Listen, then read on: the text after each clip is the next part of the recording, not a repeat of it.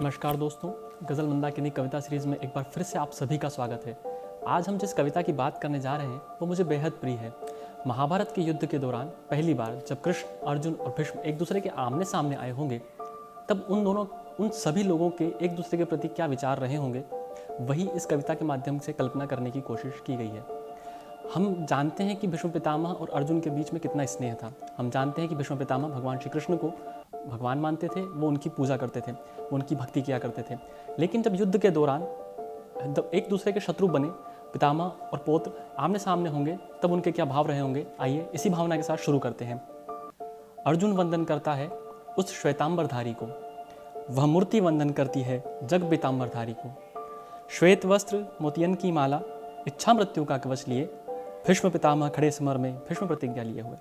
आप शब्दों पर ध्यान दीजिए कि किस तरह से एक दूसरे का परिचित करने की कोशिश की गई है कि गांगे खड़े हैं एक और, सन्मुख उनके आराध्य खड़े, भक्त पितामह पूछ रहे अपने माधव का ध्यान किए।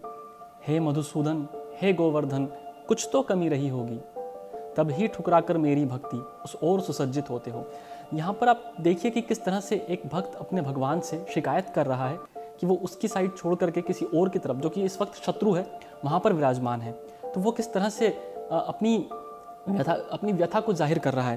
तो भगवान श्री कृष्ण भीष्म पितामह के इस प्रश्न का क्या जवाब देते हैं कि है श्वेत कमल, है ज्ञान मूर्त, है मृत्यु के स्वामी, है वीर भक्त, है महाबली, है गंगा के वंशज, है प्रेम पितामह का इन पर, यह बात में मन की समझ गया, तब ही जितवाने पांडव को आकर इस रथ पर बैठ गया।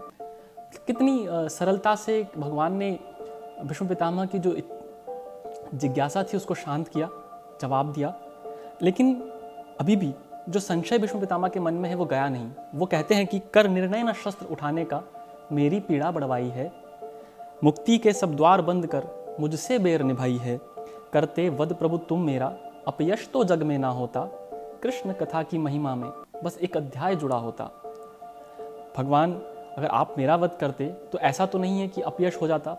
भीष्म पितामह इतना मामूली इंसान भी नहीं है कि भगवान उसे मारे तो उनका अपयश हो। बस आपकी जो महान गाथा है जिसमें कंस, चाणूर जैसे लोगों का वध शामिल है, उसमें एक और किस्सा जुड़ गया होता कि भगवान श्री कृष्ण ने पितामह भीष्म का वध किया। तो इस बात को भगवान किस तरह से भीष्म पितामह को समझाते हैं। जग में पाप मिटाने को बस मानव बनकर आता हूँ, पापी को मोक्ष दिलाने को बस लीला दिखलाता हूँ। अर्जुन और कृष्ण अलग कैसे, जब दोनों ही मेरे बिंदु हैं, बस मुक्ति को कौरव की अर्जुन बन बाण चलाता हूँ, बस मुक्ति को कौरव की अर्जुन बन बाण चलाता हूँ। दोस्तों, अगर आपको मेरी ये कविता पसंद आई हो तो आप इसे मेरे चैनल को सब्सक्राइब करें, लाइक करें, शेयर करें और कमेंट्स करें और मुझे बताएं, क्योंकि आपके फीडबैक्स मेरे लिए बहुत इंपॉर्टेंट है। धन्यवाद।